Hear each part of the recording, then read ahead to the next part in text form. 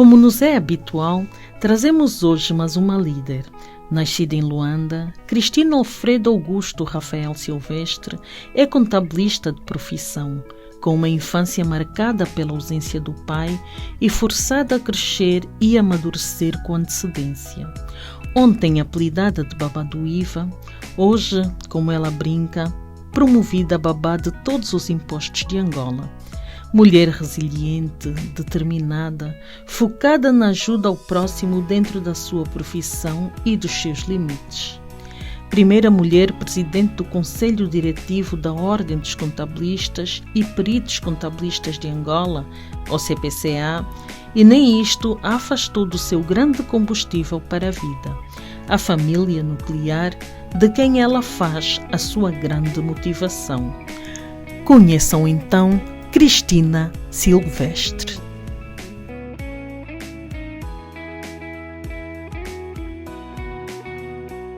Olá, sejam todos muito bem-vindos ao nosso e vosso videocast A Líder, o videocast do mundo de liderança no feminino. Hoje trago uma líder que tem uma alcunha muito interessante. Ela é chamada de a babá de todos os impostos. Vamos saber agora por que este nome. Senhoras e senhores, com vocês, Cristina Silvestre. Olá, Cristina. Olá, Nilza. Olá, babá de todos os impostos. Babá de todos os impostos. Recentemente promovida para babá de todos os impostos, porque eu era babá do IVA. Era babá do IVA. Agora é do IVA, agora é todos os impostos. Então, quem tu és, Cristina?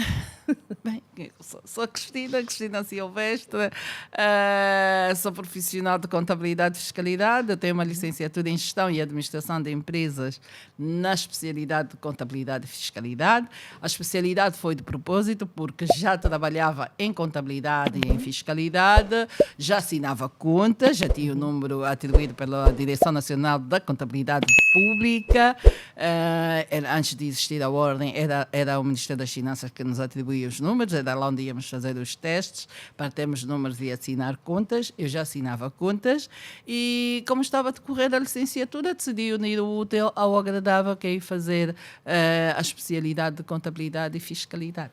Com certeza, porque podia muito bem, e muita gente trabalha, tem experiência, mas depois não conclui por achar não necessário, mas sempre foi necessário, não é? Sim, sempre foi necessário. E eu lembro de ter assim situações únicas, eu a reclamar sobre determinadas provas e a dizer, eu vou levar a revisão de prova. E os colegas todos em pânico, delegada, não leva. Se tu fores levar o professor a uma revisão de prova, te vão fazer vida cara e nunca mais sais daqui. E eu dizia, eu também não estou à espera do certificado daqui, que é para ir encontrar o emprego dos meus sonhos, porque eu já estava empregada, já tratava das contas, então não era por aí, mas o que eu queria era mesmo uma justiça, porque não achava correto estarem a me reprovar numa disciplina, porque eu tinha a certeza que tinha feito alguma coisa em conformidade. E se estivesse a fazer alguma coisa erradamente, queria ouvir o que era do professor, e isso era possível em revisão de prova e pronto.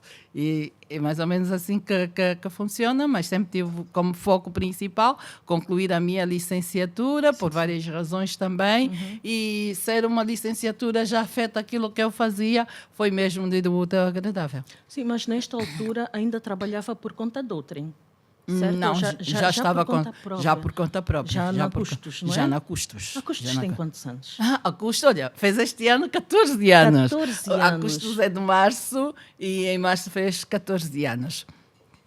A Custos foi uma brincadeira, foi criada numa brincadeira. Na realidade, eu era funcionária de um escritório, era assistente de um contabilista. Sim. Mas depois eu não tinha a licenciatura concluída, tinha deixado a meio. Sim. Tinha deixado a Católica, depois de ter passado pelo ano 0, primeiro ano, segundo ano.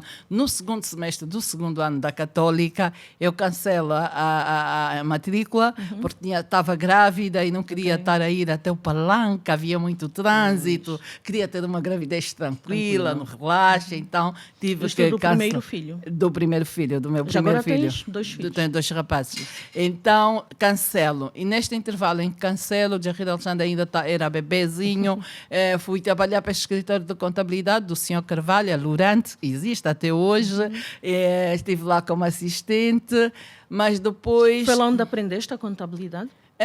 Eu já tinha estudado contabilidade no IMEL, fiz o ensino médio no IMEL, mas depois foi uma entrevista engraçada na Lurante.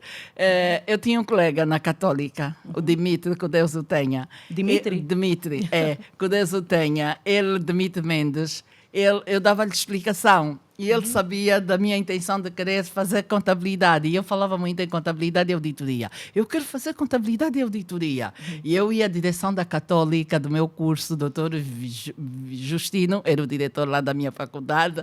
Doutor, quando é que vamos ter o curso de contabilidade? Próximo ano vamos ter. Tenha paciência que próximo ano vamos ter. Mas nunca tínhamos.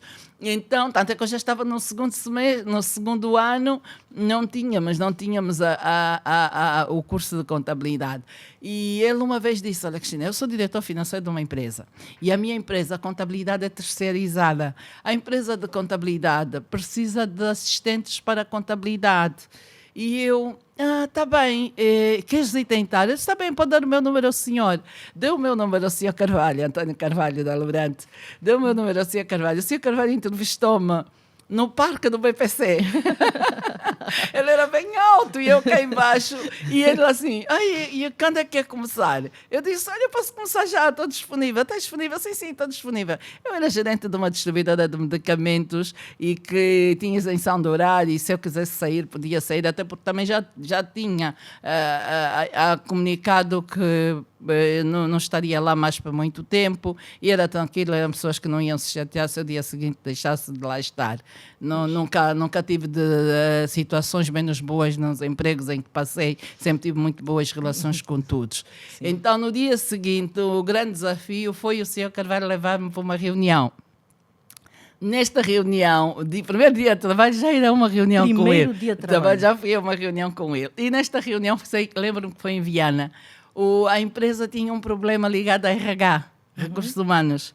E a saída da reunião, eu intervi nesta preocupação, e a saída da reunião partilhei com o Sr. Carvalho que eu tinha a solução para aquele problema da empresa.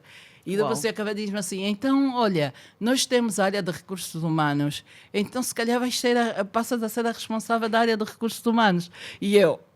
responsável da área de recursos humanos, sim, mas eu não vim aqui para fazer recursos humanos, eu vim por causa da contabilidade. Exatamente. E ele depois diz assim, não, mas se tu fores uma pessoa que aprendes tudo muito rápido, eu, a par disso, vou passando temas ligados à contabilidade. E assim foi, eu a brincar, vou dizendo, eu acho que eu aprendi tudo da contabilidade num mês. Um mês? Acho que sim, porque um mês depois, os débitos, os créditos já eram prato do dia, já estava ali, já era responsável das equipas todas, e o Sr. Carvalho deu-me logo o voto de confiança, que é para ter ali a liberdade toda, ajudar a controlar tudo, e assim foi. Mas depois, já tinha deixado a Católica. Sim. Depois chegou um ponto em que, pronto, eu queria concluir. Tinha deixado a licenciatura a meio e porque sempre tive a preocupação de estar formada, porque era a minha ladainha enquanto menor de idade, na minha infância, na minha casa com o meu pai. Sempre ouvi o meu pai a pedir que é para eu estudar, que eu tenho que estudar, que eu tenho que me formar. Se eu quero ter tranquilidade na vida, tenho que estar formada, porque se eu estiver formada, vou ter um bom emprego, e se ter um bom emprego, vou ter independência financeira e não tenho que estar a depender de terceiros, e porque se tiver que depender de alguém é do papá, se eu precisar de dinheiro é com o papá. Então sempre tive esta preocupação, então tive que comunicar ao Sr. Carvalho que eu ia sair da Lurante para acabar a Católica. Sim. E eu lembro que aconteceu uma coisa muito interessante. Os clientes da Lurante me vieram assediar. Do estilo, saíste, olha, se não te importar, tu continuas a cuidar das nossas contas e nós estamos aqui e então, olha, até porque tu é que andaste a acompanhar, nós queremos que continues e gostávamos muito de trabalhar consigo e não sei quantos. Eu lembro-me de um senhor que era administrador financeiro de um grupo de 10 empresas, ainda fez uma proposta assim, olha, se tu aceitas ficar com o grupo das nossas empresas, em 3 meses tu tens o teu primeiro carro. Eu não tinha carro. Tu tens o teu primeiro carro.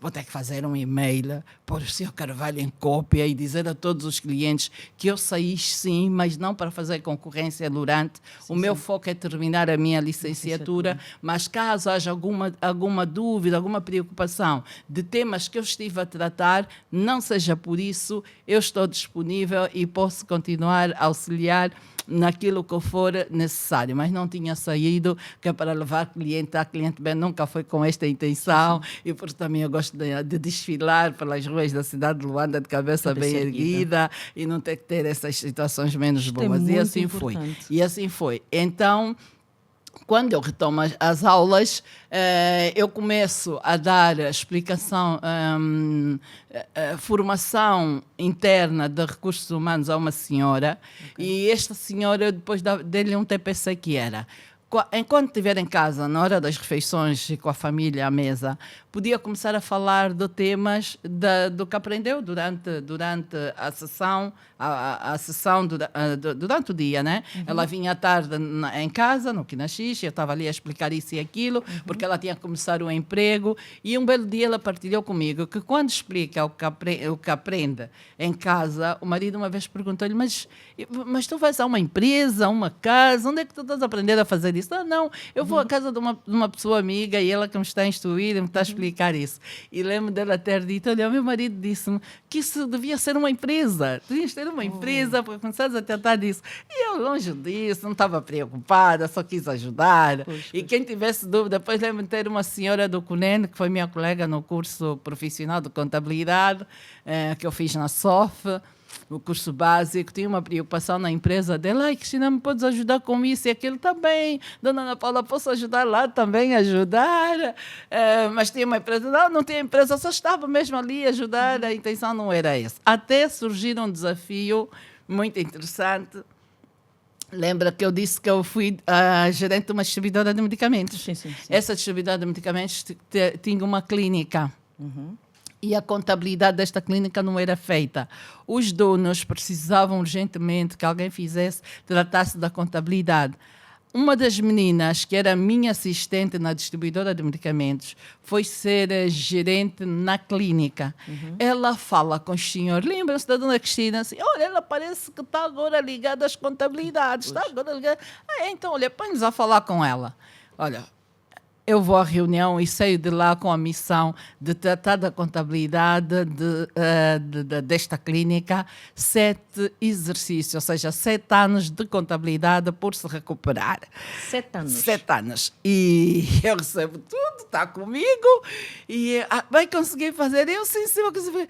Preço, quanto é que vai cobrar? Eu nem tinha noção. Não tinha, bem desligada, não estou aí por dinheiro, bem desligada, mas o impacto foi me para 7 anos, vai ser uma festa, tanta coisa a ser feita, mas eu também fiquei com uma preocupação. Espera lá, eu não vou fazer isso sozinha, não posso fazer isso sozinha. Chamei uma prima, chamei o meu irmão e chamei uma amiga. Fizemos um grupo de 4, ou seja, eu era... Mas eles tinham experiência? Não, ninguém sabia nada, ninguém sabia absolutamente nada. A regra era: olha, eu tenho tanto documento para tratar, vocês vão começar a tratar o caixa. E o caixa é muito fácil. Depois tinha que ter o software para tratar. Nessa altura, compro o software Primavera, ponho num portátil, que eu já tinha um portátil, que parecia ser um livro, muito pequenino. Então, vocês vão começar a ajudar a tratar o caixa. O caixa é muito fácil. Basta saber ler e escrever, consegue tratar o caixa. Tem um grupo de contas na 75 e tem a caixa 45. Vamos creditar o caixa e debitar a 75 e assim sucessivamente. Quando eles perceberam a coisa, era dada já como formação dada.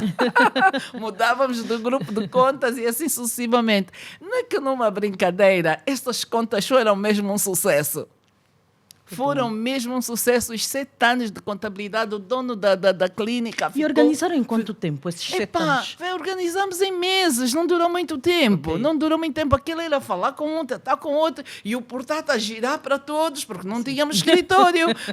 O portátil girava para todos, ali a ditar as regras todas. Foi assim, em tempo recorde, conseguimos fazer, elaboramos os relatórios. o trabalho correu muito, muito bem, e segundo assim o senhor. A custos. Não nasceu a custos. Este senhor, por isso que quando as pessoas dizem, doutora, pode ajudar-me a conseguir cliente? Nem eu sei como conseguir cliente. O segredo é fazer bem para o primeiro, e depois esse primeiro trata de falar de nós. Foi o que aconteceu. Aquilo, para mim, era um caso pontual, porque eu até estava a estudar. Era um caso pontual, ia morrer aí, estava feito, entregamos, ponto final. Não é que o senhor, onde quer que eu fosse, só falava do nosso trabalho. Eu conhecia uma senhora, resolveu isso, resolveu aquilo. Precisa de contabilidade? Liga para essa senhora. Precisa de contabilidade? Liga para essa senhora. E assim foram surgindo mais pedidos. E à medida que foram surgindo mais pedidos, os meus 3 assistentes continuaram meus 3 assistentes. Ficamos, até já arranjei salário para eles e tudo. E começamos a fazer, continuamos a fazer. Mas depois eram muitas... O tal doutor, o tal senhor, não sabia que eu já tinha uma equipa. Para ele era eu sozinha. Mas um belo dia, a conversar com o Silvestre, eu disse, olha, Silvestre, meu marido, eu disse, olha, daqui a dias o doutor já não vai indicar ninguém e vai começar a ficar preocupado do estilo. Pá, como é que esta senhora sozinha está a tratar de tantos desafios, de tantos clientes? Isso aqui um dia já não começa a dar a resposta nenhuma, porque, entretanto, depois destes 7 anos, ele diz, não, vocês não vão continuar a acompanhar essas contas, têm que continuar a acompanhar, vocês vão ser agora, a senhora vai ser agora contabilista disso e continua a acompanhar. Pronto, continuei a acompanhar, mas a par disso ele foi indicando também outras pessoas e foi assim que depois o Silvestre pergunta-me qual é a coisa que existe assim de primeira em contabilidade. O que é que pensas, não é? Quando pensas em contabilidade, o que é que vem? O que é que vem assim em primeira linha? Eu disse logo, custos. Okay. Custos, porque se eu e tu, Neuza, estivemos a pensar em ir ao guichê único, constituir uma empresa, o primeiro telefonema que eu fizer para ti, Neuza, olha, podemos montar um negócio da forma, esse telefonema já é um custo. Já é um custo, é verdade. Já é um custo. Até chegarmos ao guichê único, transporte. É outro custo. Então, o tempo custo, é outro custo. O custo está ali. Foi assim que surgiu a custos e ele acabou por ser um custo diferente. Um custo com capa e U estilizado, mas às vezes digo, é custo com capa e U, só está estilizado, mas é mesmo custo de custar. De custar mesmo, é mesmo custo de custar. Então, foi assim que surgiu a custo. E a regra que eu usei para tratar deste primeiro cliente, recrutar pessoas que não sabiam nada e serem preparados por mim, mantenho até hoje. Completamente sem experiência. Sem experiência, não eu não recruto estrela. E eu vou dizendo a gozar, não recruto estrelas. Não. As estrelas depois chegam nos grupos, são estrelas com problemas básicos tão graves, que depois desta altura que nós analisamos, nos à noite, quando olhamos para o céu, vimos muitas estrelas. Há umas com brilho e outras sem brilhos. Este grupo normalmente é a estrela sem brilho. Quando nós temos erros graves, básicos, de coisinhas assim, para lá. Quem aparece aqui do nariz lá para cima não pode ter esse desvio. E se tem esse desvio, alto aí, estrela sem brilho. Então, eu nunca tenho chatices com essas estrelas sem brilho, porque nós mantemos a regra de recrutar quem não sabe, quem quer aprender connosco, todo bem, até seguir, e é um ensaio. Qual é o processo? Explica-me qual é o processo da Custos. O jovem, sem experiência, entra, bate à porta da Custos, caso tenha disponibilidade, explica-me este processo. Não, eu começo por receber alunos das faculdades, por exemplo, o primeiro grupo que eu recebi foi da Metodista. Sim. Já recebemos alunos da Metodista, alunos da Lusíada, alunos da Católica, alunos do ISAF. Vêm estagiar, falam comigo, o grupo está em que ano? Primeiro ano, está em que ano? Segundo ano. Eu digo sempre, do 0 ao segundo ano, nós recebemos, é quando as equipas, os séniores das equipas estão com muito trabalho, há sempre situações de recuperação, e então, olha, temos que envolver, alguém tem que vir aqui organizar isso, organizar aquilo. Olha, começamos a juntar as pessoas. E como normalmente temos sempre clientes a surgirem, e de repente o cliente não tem ninguém na área administrativa que seja elo de ligação entre eles e a equipa Custos, e vocês podem arranjar alguém que é para estar aqui e ser esta pessoa de ligação. Podemos sim, aqueles assistentes que já estão sufragiamente bem preparados, nós encaminhamos. E fazemos fazemos isso desde sempre. Então, o custo é tipo assim, uma escola e eu entessei o tempo todo. Acho que as pessoas que estão começando a ouvir o programa... É uma verdadeira escola. É uma verdadeira escola. E fazemos uma coisa. E por que é que fazemos isso? Porque há muita coisa que os contabilistas séniores não ensinam. E nós ensinamos. Nós não temos ambiente... Não, tudo à volta da nossa profissão. Sim. As pessoas têm... Já tive pessoas a dizerem que não ensinam, porque senão depois eles vão-se embora. E eu digo, quem nunca foi embora? Pois. Quem nunca foi assistente?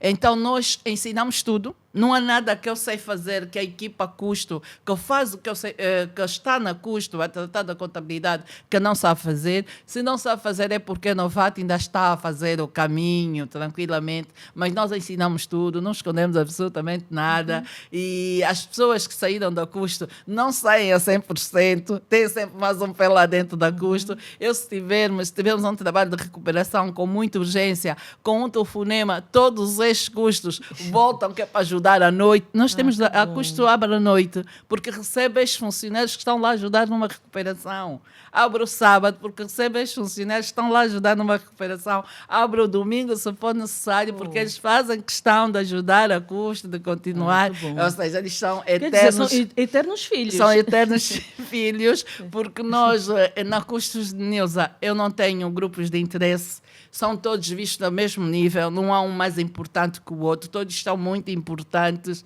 e são todos respeitados, fazemos questão. A nossa profissão é de muita responsabilidade, é tratar da informação das empresas. Eu tenho a entrada do escritório um quadro que diz: esta profissão não é para turistas, muito menos para aventureiros, e é mesmo uma pressão psicológica. A pessoa entra e já dá com isso para dizer, quando nós nos sentamos na secretária em frente ao computador, todo cuidado é pouco, toda responsabilidade é pouca no tratamento da informação à nossa frente. Então fazemos questão de ter este ambiente tranquilo, de paz, ameno, sem ambientes mesquinhos, sem confusão, sem sanzala. Como eu digo, não quero sanzala aqui no escritório. Sanzala não. Quem tem preocupação é aconselhado a não ir trabalhar. Resolve a tua preocupação, resolve os teus desafios pessoais, porque quando entrar na custo está tudo bem. E tudo tem que estar sempre tudo bem. Sim, porque lidar com números é muito melindroso, não é? Muito melindroso. Por isso é que eles não podem ter preocupação. Eu levo sempre o exemplo dos números. 300 mil kwanzas, com um zero a mais, transforma-se em 3 milhões. Passado 3 anos, a Administração Geral Tributária notifica a empresa e solicita a fatura de 3 milhões. E nesta altura que damos conta, cometemos um erro. A fatura não é 3 milhões, é 300 mil kwanzas. 2 milhões e 700 mil kwanzas erradamente nas contas alheias. Isto, o que é que a Administração Geral Tributária faz? Calcula o imposto. Para quem é da linha 25%, já tem 25%. Tem multas e tem juros. E os juros é pelos dias todos que já passaram. Estamos a falar de 3 anos. Então, é uma desgraça nas contas da empresa. Pois. Eu levo o exemplo de 300 mil kwanzas, mas há empresas a partilhar... Eu levo esse exemplo nas formações, sim. Nas sessões de esclarecimento dos grupos. Muita atenção na hora de tratarmos da informação. Por isso é que eu digo, contabilidade ninguém deve tratar sozinho. Temos que ser 2 pessoas no mínimo. Eu estou a tratar, tu estás a tratar, depois vamos trocar as informações para validarmos se há algum erro. A cultura de olhar os extratos tem que ser prato do dia. Cada processo tratado, eu tenho que arranjar tempo tranquilamente para ir validar o extrato, se está em conformidade, para dar conta se não temos um 300 mil que está transformado em 3 milhões porque nos distraímos e por causa de um zero o valor alterou completamente. Cristina, quando eu olho para ti, já te conheço há bastante tempo, como tu bem sabes, e és um grande exemplo de vida, és uma mulher batalhadora. E eu queria que partilhasses com a nossa audiência qual é o teu percurso de vida. Quando é que tu começaste eventualmente a trabalhar e porquê? Onde é que tudo começou? Onde é que cresceste? Olha, eu cresci entre a samba e o prenda. na samba, a casa do meu pai, no prenda, a casa da minha mãe. E quando vocês me pedem para falar assim, de tudo, desde o princípio, é uma emoção muito grande, porque recuo a vivenda 404, na rua principal da samba, em que nós éramos muito felizes, muito. Hoje digo, pô, ainda está lá a vivenda? A vivenda já não está destruída, é um terreno que alguém já comprou. Okay. Então tenho que me lembrar desses 2 momentos. Eu não fui uma criança fácil, não fui uma criança normal. Há muitas famílias que têm crianças doentes, e cada vez que quando ia assim à pediatria com os miúdos e encontrasse uma família com uma criança doente, eu digo, pô, o trabalho que essa criança deve dar a essa família. Respeitem os pais que têm crianças doentes. Doenças não é um paludismo, malária, problemas, pronto. Uma condição uma condição física, por exemplo. Nos anos 70 houve um surto de paralisia infantil. Sim. E eu fui vítima desta paralisia infantil. Muita gente a dizer, foi responsabilidade dos teus pais porque eles não te vacinaram. Parece-me que não havia vacina.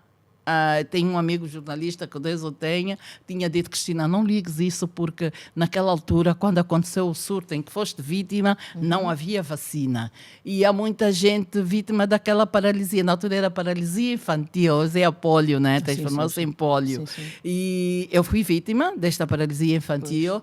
E a minha mãe fazia muitas viagens para ir ter com o meu avô, porque o meu avô é que me fazia as massagens com as banhas de jiboia. E felizmente eu começo a andar muito tarde. Com quantos anos mais ou menos? Eu acho que quase depois dos 4 anos. Sério? Depois dos 4 anos mais ou menos. E a minha mãe sempre ali, muito dedicada. Eu digo, eu não brinquei com as crianças, brincadeira assim de infância, não brinquei. Eu vou explicar porquê. Etc. Eu era muito magrinha, muito fraquinha. E quando saísse para brincar, os meninos, os amigos, as outras crianças, davam-me sempre um empurrão e eu caía sempre. Quando caísse, já estava eu às lágrimas. E a minha mãe saía para ralhar com os meninos.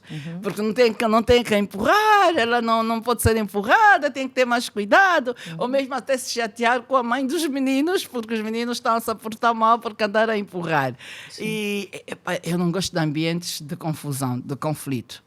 Onde há confusão, eu já desvio. Não quero isso, nem pensar. Então, o que eu fazia? Vir a minha mãe o tempo todo a sair da rua e se chatear com os meninos por causa de mim. Eu tenho que arranjar no meu tempo para a minha mãe não voltar a se chatear. Então, não saía, ficava em casa. E o que é que eu fazia? Eu reprovei na 2ª classe.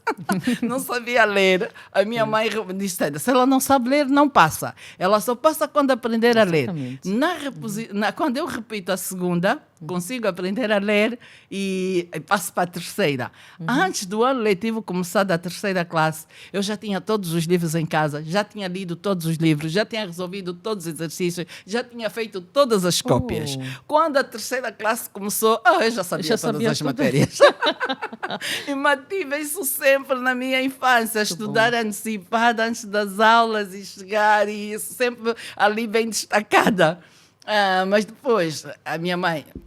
Vivi com a minha mãe um tempo, a minha mãe morreu em 87, fomos viver com o nosso pai, mas também já vivíamos com o nosso pai e com a minha madrasta, porque antigamente, quando os pais se separassem, os filhos ficavam com quem tivesse maior condição financeira. E o meu pai já tinha negócio próprio, já tinha uma cera venda com todas as condições, e nós fomos viver... Esta vivenda na Samba. A vivenda na Samba, a vivenda 404, e fomos viver na casa do nosso pai. 3 irmãos, 2 meninas e um rapaz. O meu pai...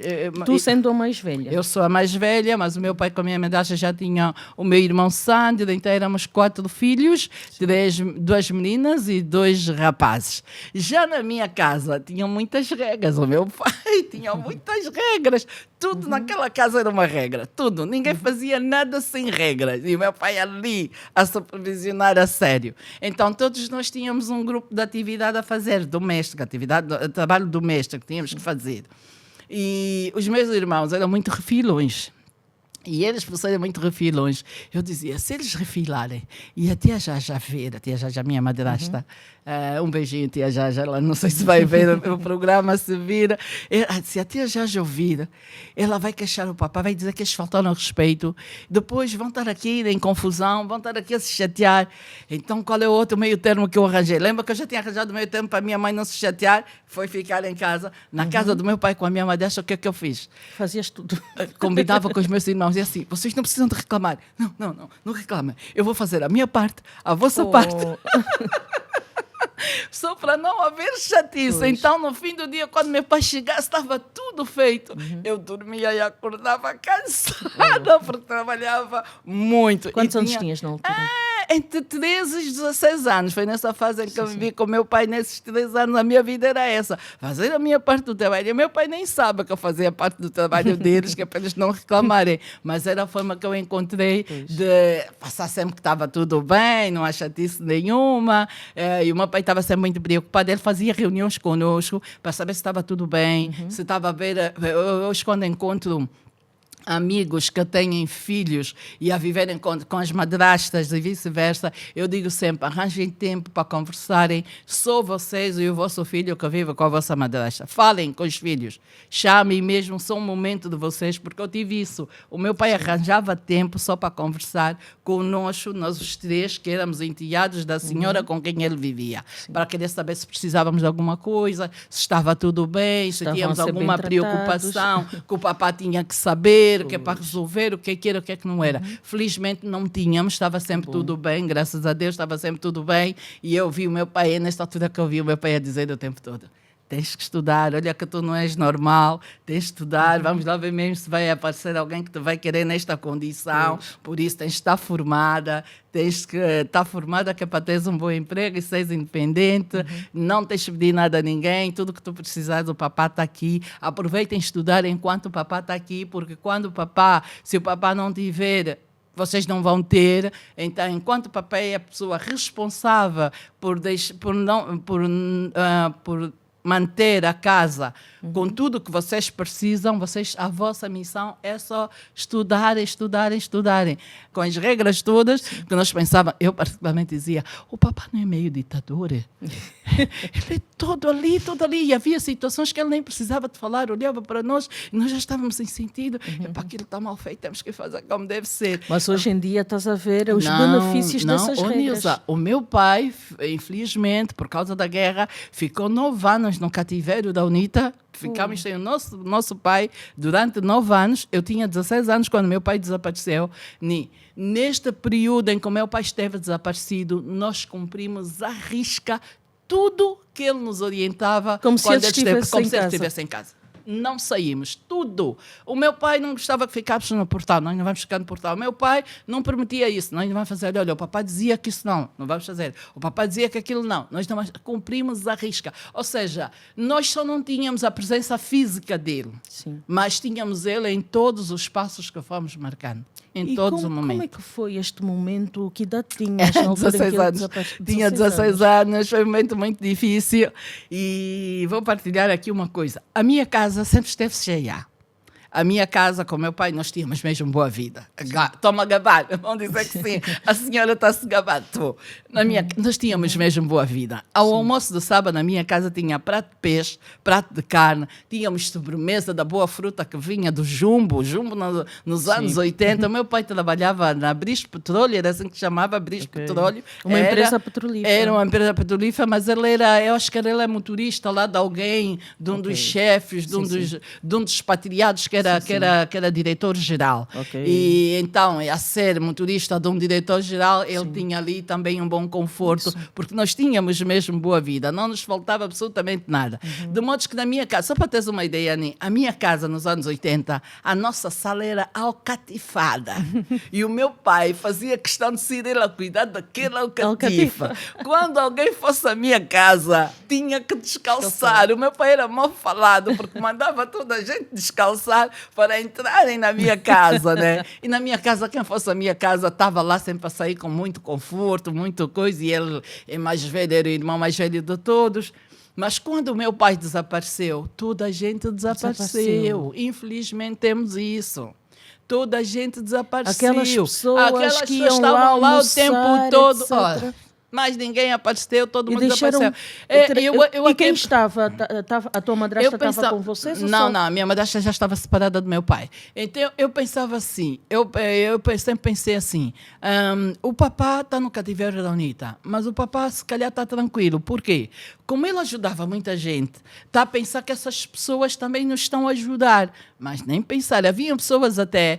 A minha casa era... Quem vai é do lado esquerdo. Okay. Haviam pessoas a passarem do lado direito, a correr, para ver se nós nos chamássemos. Nós víamos isso. Ou aquele não é o seu fulano, ou aquele não é o teu fulano, ou ele está a correr por quê?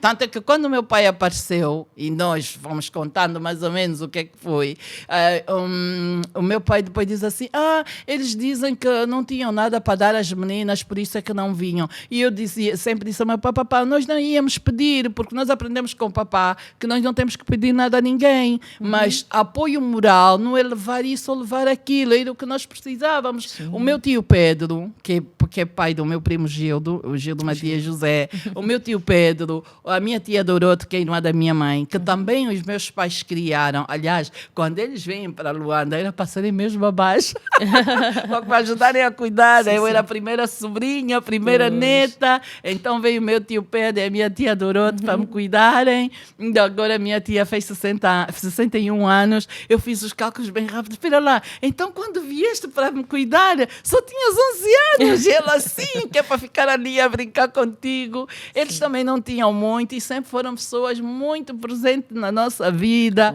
Eu lembro que o meu tio nem dinheiro tinha, mas conseguia vir do voo militar de Benguela para Luanda só para ficar connosco 2 horas, depois regressar novamente com o voo militar, e não nos deixavam quando, porque ele também não tinha. Só era bem para ver, olha, está tudo bem, continua aqui, olha, na hora de dormir fechem as portas, fazem isso, assim, aquilo, e assim foi.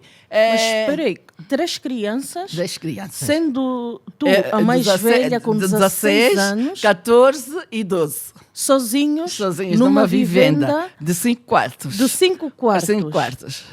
Durante 9 anos? Durante 9 anos. Como é que foi este processo? Foi um processo e tanto...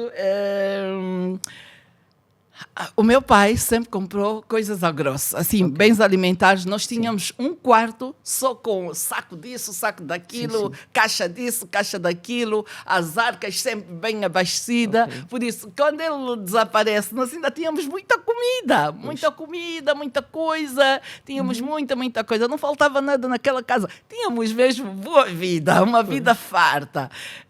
Como é que foi?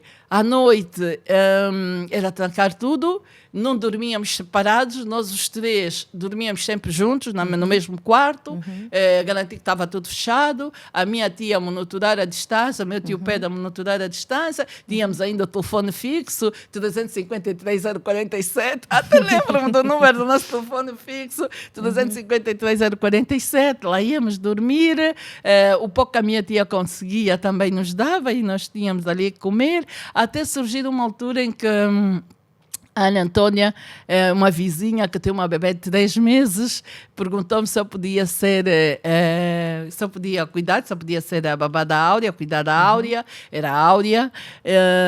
Ana, eu disse que sim, e quando ela perguntou-me o que é que eu queria, como é que ia ser o pagamento? Sim. Não tinha noção de preço, eu não saía para comprar nada, nem segurava dinheiro sequer, aos 16 anos, eu não sabia o que é segurar dinheiro, porque tinha tudo em casa, o papai trazia tudo, se eu precisasse de uma saia, era dizer ao meu pai que eu precisava de uma saia e ele comprava, e ele estava sempre o tempo todo, mas vocês não precisam de nada, o que é que vocês querem, o que é que vocês... E eu hoje tenho isso, a vez que eu também estou ali atrás dos miúdos, o que é que vocês precisam? Mamãe precisa de comprar alguma coisa? Não, mamãe não precisa, Tipo, onde é que eles estão mesmo como eu? Também era assim, dizia sempre que eu não precisava, que é para não ser uma preocupação para o meu pai, e eles hoje também fazem isso, e foi assim que eu me torno a babá da Áurea, mas eu como não sabia cobrar, eu disse à senhora que ela podia dar cuecas de salário cuecas, e cuecas para mim, cuecas para a minha irmã, porque nós éramos meninas, sem pai, sem mãe, precisávamos de cuecas. Quem é que ia nos dar dinheiro para comprar cuecas? Nós nem tínhamos dinheiro, nem sabíamos onde buscar dinheiro. E a senhora disse, então não faz mal, eu também vou passar a dar comida, e pronto, foi assim que eu começo o meu primeiro emprego. Como babá. Como babá da Áurea. A Áurea que depois veio trabalhar conosco, quando ela tinha 26 anos, veio trabalhar a custos. Ela veio para custos só para ser preparada, para depois indicarmos para uma outra empresa. Mas depois de um mês, a Áurea aprendeu tudo muito rápido, sabia tudo, estava na área administrativa, área de RH, sabia tudo, e só disse, não, então a Áurea não sai daqui, a Áurea tem que continuar, e a Áurea continua conosco, mas ela hoje está fora, vive fora, ela emigrou, mas ainda passou pela custos também. E pronto, e foi assim. Foi assim que começou. Foi assim que começou. Eu depois, aos 20 anos, vou trabalhar como operadora de caixa numa barbearia e perfumaria Vicente Ginga. Fiquei 8 meses, mas é como se tivesse ficado 8 anos, porque até hoje eu cruzo com os clientes da barbearia, ainda dizem a menina do barbeiro, e eu faço cara feia, menina do barbeiro, não, já sou uma senhora, já sou mãe, eu era a menina mesmo do barbeiro. Olha, naquela barbearia, Neuza, eu tinha gorjetas que no fim do dia, quando contasse, era mais do que o meu salário. Na época dos kwanzas reajustados. Kwanzas reajustados, os mais novos não devem saber, mas se quiserem ter a curiosidade de saber o que é isso de kwanzas reajustados, convido a visitarem o Museu da Moeda do Banco Nacional de Angola. Tem lá uma exposição. Eu, quando fui para lá no outro dia e encontrei o kwanza reajustado, o meu primeiro salário foi em kwanzas reajustados. E está cá o famoso kwanzas reajustados. Era mais do que o meu salário. Mas eu digo, não eram gorjetas interesseiras, que eu era até a única menina na barbearia, porque era operadora de caixa. Não eram gorjetas interesseiras, eram mesmo gorjetas sinceras, porque os clientes davam gorjeta a mim e aos 4 barbeiros da sala. Não deixavam só para a menina. Olha, vamos deixar gorjeta para a menina e para os senhores da do salão. Lá todo mundo recebia um envelope com uma gorjetazinha. E quando eu chegasse a casa, a minha tia, nesta altura a minha tia foi viver connosco, a minha tia e os 5 filhos. Ela foi viver connosco, porque ela separa-se do marido. E eu chegava a casa, mostrava o dinheiro a Dorote, e ela bem preocupada, esse dinheiro todo saiu aonde? Não, Dorote, eu não roubei. Não roubei, os clientes é que deram, mas deram por quê? Não tem que... Não, Dorote, deram a mim. E tu levavas tudo para casa? Olha, eu lembro quando recebi o primeiro salário da barbearia, levei para casa, dei a Dorote, já tem o meu salário, já tem já. Sim, e vais comprar uma saia, uma blusa, um vestido, o que é que queres comprar? Não, Dorote, não compras nada para mim. Como nada? Se tem o primeiro salário, não, Dorote. Olha, vais comprar tudo a grosso e vais pôr lá naquele quarto. A imagem que eu tinha da minha casa com meu pai, que tínhamos sempre um quarto com muita comida, com tudo a grosso. Então, o meu primeiro salário foi pedir à minha tia, que é para comprar tudo a grosso, Dorote. O importante é não faltar o que comer. Nada. Estou emocionada. Que bom. Estou emocionada. E assim foi o meu salário. E nunca mais perdi o emprego. Nunca mais deixei de trabalhar. Por isso é que dizer não a um pedido de emprego dói muito. Porque eu e os meus irmãos deixamos de passar fome quando consegui ter o emprego e nunca mais passamos fome. Por ter mesmo um emprego é muito importante. E eu sinto-me escandalizada quando encontro na equipas que não valorizam o emprego, não valorizam o ganha-pão, saem das suas casas, vão trabalhar, fazem o trabalho erradamente. Não. Eu, como tenho o hábito de ensinar tudo, não aceito trabalho mal feito.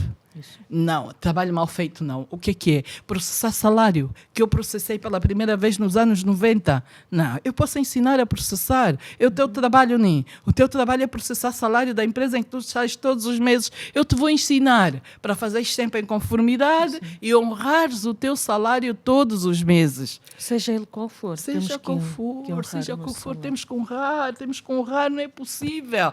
Por isso é que eu digo sempre, quando nós, custos, indicamos alguém para um emprego, para uma empresa, eles ficam logo à espera que eu vá fazer uma checklist de recomendações, que vocês não podem isso, que vocês isso, atenção, aquilo. Não faço isso. A doutora não vai dizer nada. Dizer o quê? Não, é que eu amanhã já vou mesmo começar no outro sítio. Tem uma coisa. Qual é? todos os dias é o teu primeiro dia. Como assim? Sim, como é que é no primeiro dia? É o primeiro a chegar. Está toda a gente preocupada a sair. Nós nem estamos preocupados a sair porque queremos impressionar. Estamos ali. Ou seja, o nosso primeiro dia num primeiro emprego é o melhor de todos os tempos. Então, todos os dias é o nosso primeiro dia. No dia em que eu começo com avaria, quer dizer que aquele lugar já não me pertence, tenho que arranjar um outro e deixar aquele lugar para quem vai honrar como sendo o seu primeiro dia.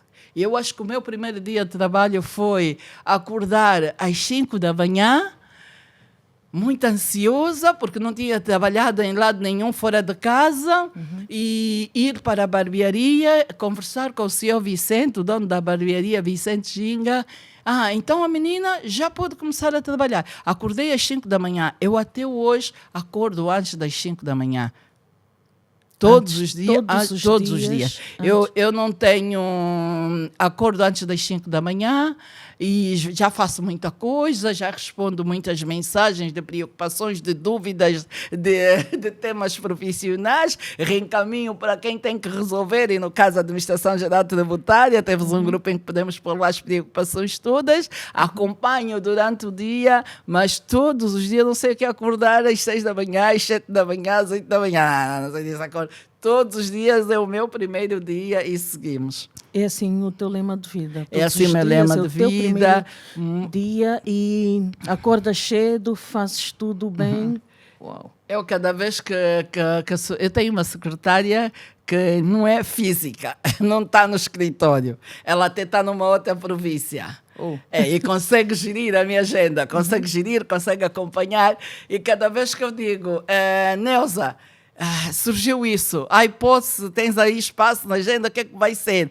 Acho que um dia essa agenda vai explodir. E ela diz-me assim, não vai, porque eu deste lado estou a controlar, mas eu ainda preciso de perceber como é que a dona da agenda consegue resolver tantos desafios.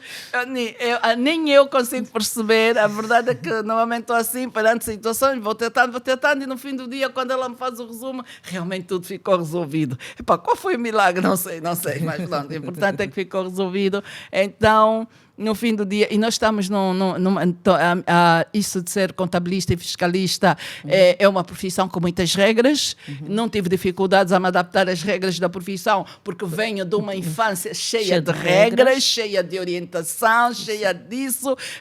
Limpar o chão e o chão não estar bem limpo. Não é na casa do senhor Manuel José Augusto, nem a brincar. O chão tinha que brilhar, tudo ali. Eu lembro que nós tínhamos azulejos na cozinha e a imagem do meu pai nos azulejos tinha que estar a refletir para ele garantir que isso está realmente bem limpo. Então já tinha essas regras todas. Chegar em contabilidade e fiscalidade, encontrar que tudo tem regras, tudo tem uma norma a seguir, e nós só temos que usar as normas que existem. Como nosso guião profissional foi tranquilo, é seguir, e é isso que eu passo às equipas.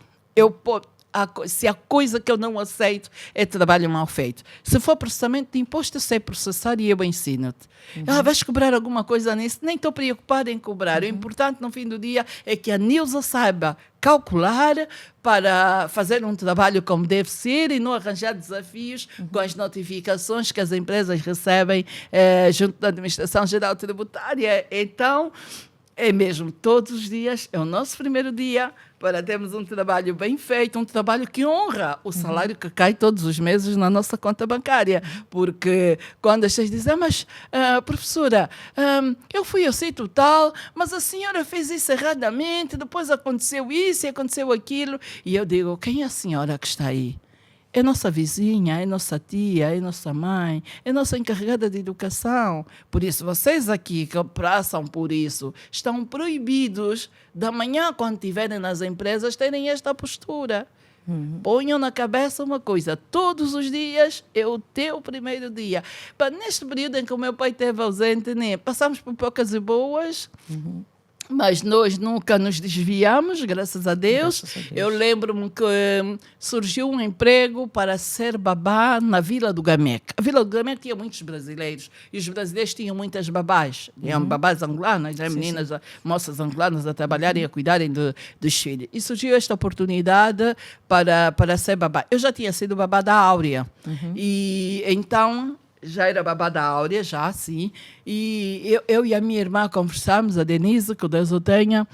Olha, e então este emprego... Bem, eu sou mais velha, mas eu, apesar de ser mais velha, sempre fui mais pequenina, muito magrinha. Sim. E ela mais nova, grande.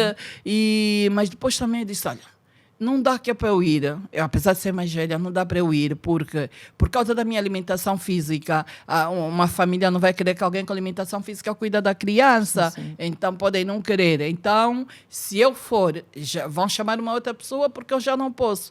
Eu combinei com ela que seria ela ir. Sim. E ela vai à Vila do Gamec para ser entrevistada. Haviam vários angolanos a fazerem este recrutamento e indicarem para as casas. E lembro que a minha irmã saiu da Samba até a Vila do Gamec a pé, porque não tínhamos dinheiro para apanhar táxi. Nem sei se existia táxi naquela altura.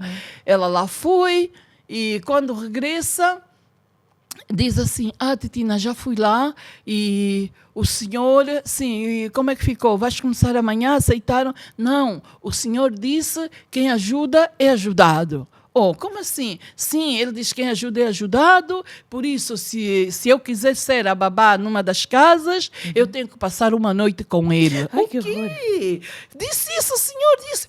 Denise, tu já não voltas, porque se o papá te vesse aqui, ele nem nunca ia aceitar isso. Então, olha, já não voltas lá, vamos continuar aqui e pronto, que seja o que Deus quiser. Pronto, isso. A Denise não foi, ficamos entre nós. Olha, depois também tive a sorte de conseguir um emprego para ir trabalhar na barbearia e a nossa vida mudou completamente.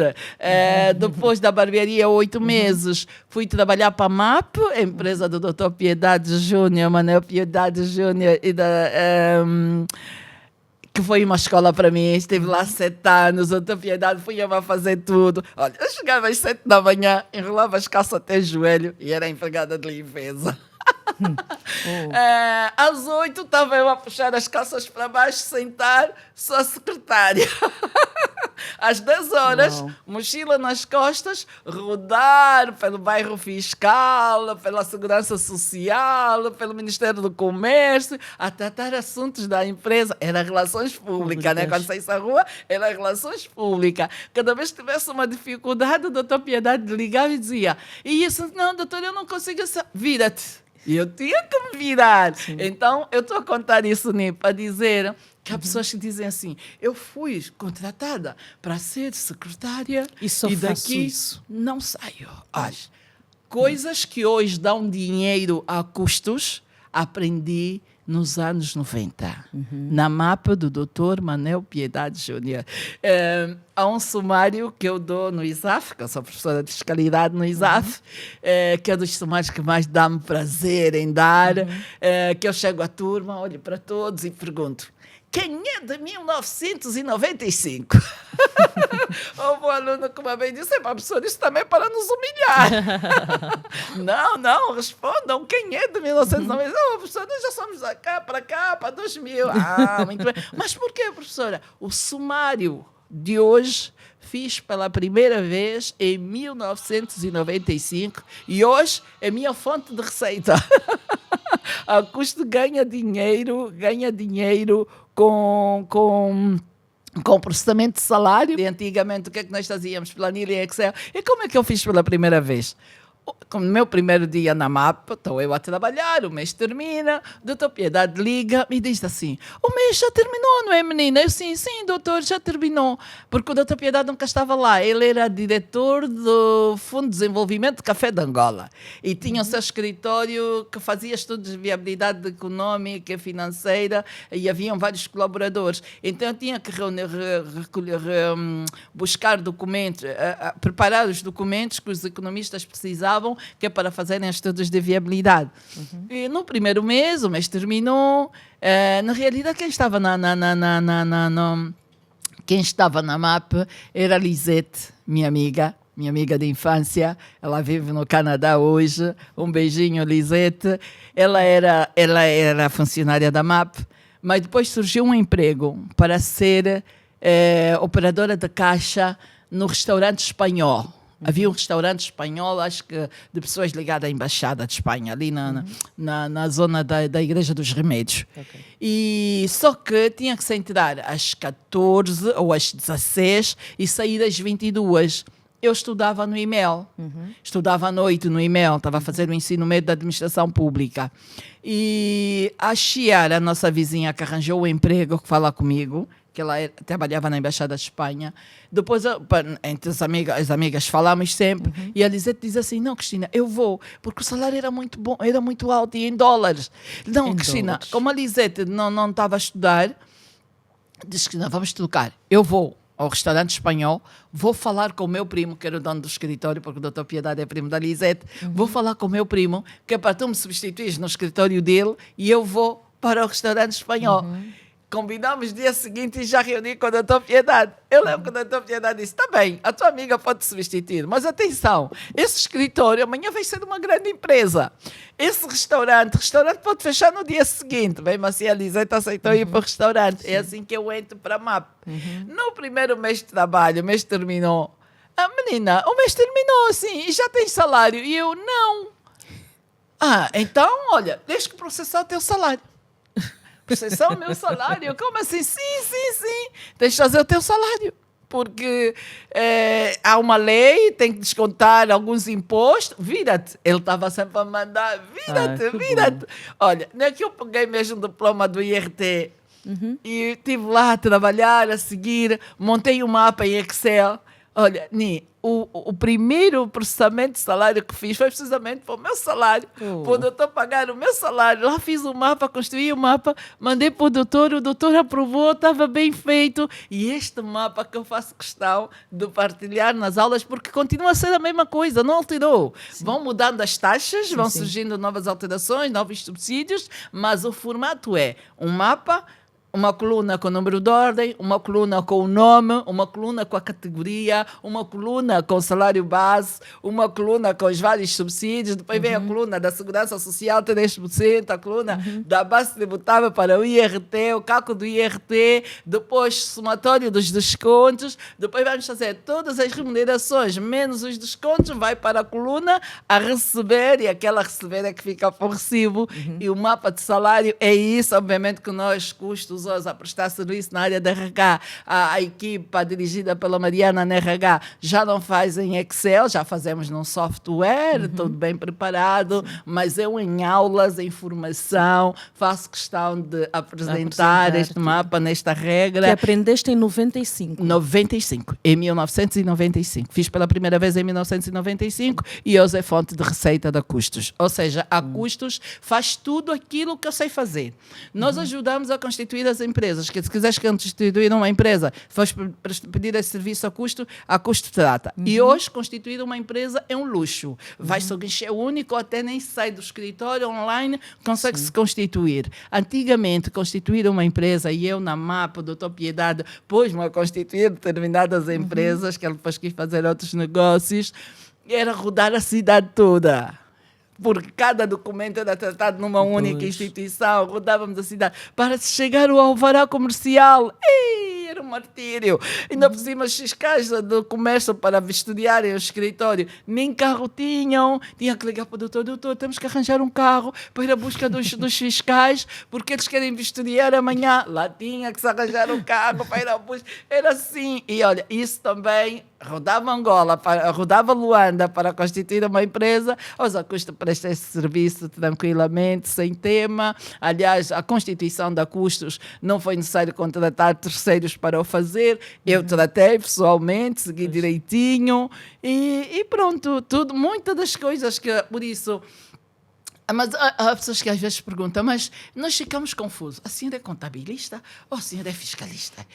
A minha especialidade é contabilidade e fiscalidade. Mas muitos dos contabilistas aprenderam a fiscalidade depois da contabilidade. No meu caso foi diferente. Eu já lidava com os impostos nos anos 90, todos os impostos da MAP, eu é que calculava. Inscrição na Segurança Social, cada vez que um funcionário novo na MAP. Eram uns mapas A3, em formato A3. Tínhamos de estar ali a preencher quadradinho, levar para a Segurança Social para inscrever, para no próximo mês já constar do mapa de salário. Era assim, hoje é um luxo inscrever um funcionário na Segurança Social, num clique, está tudo resolvido. Também fazemos isso para os nossos clientes. E onde é que eu aprendi? Nos anos 90. Nos anos 90. Então, muito do que a Custo hoje faz é fruto dos anos 90. E foi assim que a Custo foi constituída. Prestar serviço daquilo que eu domino, e se aparecer alguém que é para a área de RH e a Mariana não tiver... e há uma regra. A Mariana, a Nelma, muitos tantos passaram por mim. Agora que eles já dominam tudo, quando surgem os novatos, eles têm que fazer o mesmo percurso que eu fiz com eles. Pois. Sem mesquinhice, sem fingir que ensina e não ensina. Exatamente. Porque há pessoas a ensinar erradamente, porque estão com receio que o colega aprenda e que depois vai-se embora. Não, nós não temos isso. Sabe processar selo? Sei. O teu assistente já sabe, tem que aprender. O nosso assistente tem que aprender a fazer tudo o que nós fazemos. Porque senão não era possível eu estar aqui hoje a falar contigo tranquilamente. Pois. Muitas vezes as assistentes dizem, a senhora está na formação durante uma semana aqui, ou assim o custo está fechada, né? Custo fechado? Por quê? A Custo é uma empresa, somos 25 trabalhadores e a Custo funciona estando como não as equipas sabem o que fazer e deixam de fazer. E quantos jovens já passaram pela Custo? Muitos, mais do que 100. Mais do que 100. Temos pessoas que passaram por nós, estão em empresas públicas, estão em empresas privadas, fazem parte do conselho de administração. Muita gente, andam por aí. São os eternos custos, né? Que ainda fazem questão de ajudar em alguma coisa. As pessoas que dizem assim, doutora, qualquer coisa eu estou aqui, doutora, não tem nada, nenhum pendente, só para eu ir a custos. E eu digo, não, quando tiver, tudo bem, nós vamos ligar, nós vamos pedir para ajudarem. Nós costumamos perguntar às líderes quais são os momentos altos e baixos da sua vida, seja profissional, pessoal. Vamos começar pelo momento mais baixo e depois vamos ao mais alto. Qual foi o seu momento mais baixo? O momento mais baixo é quando quero estar perto dos meus filhos, da minha família nuclear e não consigo. Esse é o momento mais baixo. Fico meio amuada. Aliás, eu digo sempre, se a coisa... Eles vivem fora já há muitos anos, e eu tenho que fazer muitas viagens por conta deles. São dois. O Jarrid Alexandre e o Noah Delmar. O Jarrid Alexandre tem 16 anos. Quem é a madrinha do Noah? Estou a madrinha do Noah, né? Tens a madrinha do Noah. O Noah está com... foi uma aventura tirar os miúdos daqui na época em que tiraram. Pois. Eu ainda viajava para dar de mamar ao Noah Delmar. Que eles só mamaram peito, não mamaram biberon, não mamaram chupeta. Fiz questão mesmo. E ter-me separado deles foi assim uma aventura e tanto. Mas olho para trás, agora que os vejo uns homens, o Noah está com 14 anos, o Jarrid Alexandre com 16, são os meus jogadores de basquete, estão a jogar basquete, estão bem altos. E então, assim, ainda agora, quando foi do Dia da Mãe, não saí para nada, não fiz absolutamente nada. Depois, mas não tinhas sair, não tinhas que programar nada, as amigas, as meninas não podiam fazer alguma coisa, saírem. Não, isto deixa mesmo a balada. Tudo o resto, jeito tranquilo, já lido. Aliás, eu digo sempre, como estamos numa profissão de muita responsabilidade e a nossa boa disposição tem que ser assim sempre, então já filtro. O que me abala são situações ligadas à minha família nuclear. Tudo o resto é para se gerir. É para se gerir e como depois arranjamos mesmo uma solução para resolver, então é tranquilo, não há tema, não me abala assim tanto. Outra situação que me deixa abalada, ultimamente tem estado a acontecer assim coisas muito, muito estranhas. E já vou partilhando isso com muita gente, e é na profissão, e até também vou dizendo, tenho que começar a rezar, a pedir ao meu bom Deus para não cruzar, no meu passo profissional, não cruzar mais com nenhum colega próximo. Não cruzar com nenhum colega próximo, porque só vou tendo decepções. As pessoas Nós a conversar somos uma coisa, mas depois, quando chegamos perto daquilo que andam a fazer, é uma diferença assim de água para o vinho. Uma diferença muito grande. As pessoas dizem uma coisa, fazem outras, não estão ali a seguir como deve ser. E isso a mim e acaba por estar a chocar. Eu sou de regras. Estou habituada às regras, estou habituada a seguir, mas espera lá, está a fazer desta forma por quê? Por que é que não é disso? Por que é que não é daquilo? Não, espera aí. Entrando já mais ou menos para a vida profissional, tenho estado a pedir isso. Mas eu não quero cruzar com os colegas próximos no meu percurso profissional. Eu às vezes digo assim aos meus alunos, vocês estão a aprender as coisas aqui como deve ser. Sabem que este imposto é A, calcula-se da forma A, B, C, tudo direitinho. Está aprendido, está aprendido. Isto é para vocês fazerem quando estiverem no departamento das empresas, porque nós já estamos a dar aqui um conteúdo que é o que acontece no dia a dia dos processos e procedimentos das empresas. Não haverá diferença nenhuma. Eu na faculdade ou no Instituto Superior dei da forma A e agora encontro na empresa da forma B. Não. Na disciplina que eu dou de fiscalidade, nós estamos a ensinar aquilo que realmente acontece no dia a dia das empresas. Só que daqui a 2 anos eu vou estar num departamento em que vos vou encontrar. E é nesta altura que começam as minhas decepções, porque as pessoas que supostamente vinham estar a fazer em conformidade estão todas desviadas, fazem de qualquer maneira, sem regras, não estão ali, não estão preocupadas. Mas isso é só adiar o problema, porque quando acontece a fiscalização, vem tudo de cima e é inadmissível. Ainda ontem estive a dizer, há empresas que nós ainda estamos a reconciliar o IVA desde 2019. Como é possível? Há empresas a serem fechadas e as contas do IVA não estão apuradas. Como é possível? Quem são essas pessoas que estão a tratar? É para se eu encontro lá técnicos que não são da minha relação, é menos mal. É tranquilo, estamos ali a orientar. Mas quando encontro técnicos que são da minha relação, acabamos sempre de estar a chocar. E então não quero isso. Eu não vivo em ambiente de confusão, de conflito. Olha, eu era miúda, já estava preocupada a não criar confusão para a minha mãe, para o meu pai. Agora que eu cresci, mantenho isso. As pessoas estão sempre, a senhora é muito alegre. A senhora está sempre, tem boas energias. No outro dia, um senhor, por causa do Contas na Hora, o programa da Ordem que eu fazia na LAC, mas como é que a senhora, a falar da Administração Geral Tributária, fala a rir? Fala a rir. Epá, mas por que eu tenho que chorar? Eu não tenho que chorar, eu não tenho que chorar. Então, pronto, são essas situações menos boas. As coisas boas mesmo, foi o que aconteceu ontem. Eu ontem fui reunir a uma entidade que não é cliente custos, mas está lá dentro, quem passou na custos, e na hora da saída o dono disse assim, a senhora não vai sair sem ver o tempo pilo, está lá. Lá fomos à sala, lá ele estava, e ele, doutora, tu és chefe, né? Ele diz, não, minha eterna chefe, continua a ser minha chefe, eterna mentora. Então isso é o que mais dá-me alegria, o que mais me orgulha, ver que as pessoas que passaram no custo trilharam um bom percurso e no CV deles consta custos. Já tivemos aventuras únicas, já tivemos aventuras que nos... Aliás, todo funcionário custo tem uma história. Eu tenho que escrever sobre isso. Eu acho que eu tenho 3 livros a escrever. Um livro sobre a profissão, sobre a minha profissão, contabilidade e fiscalidade. Um livro sobre o historial da minha vida familiar, toda a minha vida familiar, muita coisa. E eu até vou fazer por ano, vou começar pelos anos 70, anos 80, anos 90, 2000 e vou subir. Vai ser assim, ano tal, reportar, tal, e assim sucessivamente. Depois vou ter que escrever um livro sobre a equipa custos, o historial da equipa custos. E vou fazer este historial da equipa custos, porque cada funcionário tem uma história única, surgiram de forma diferente, cada um tem mesmo ali qualquer coisa associada. Já tive situações em que a pessoa nunca tinha trabalhado.